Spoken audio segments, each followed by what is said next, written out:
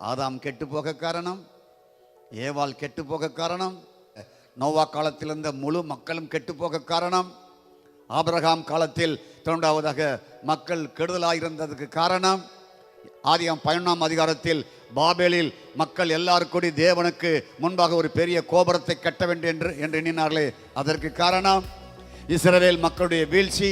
Price God. உலகம் முழுவதும் மக்களுடைய வீழ்ச்சிக்கு காரணம் வலு சர்ப்பம், கோணலான வலு சர்ப்பம்.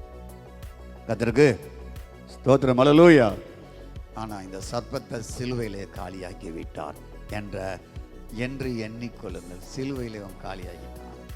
இனி நம்முடைய வாழ்க்கையில் கோணலானவைகள், குழப்பங்கள், தாறுமாறுகள் எதுவும் உண்டாவதற்கு அவன் தலைவனாக இருக்க போவதில்லை.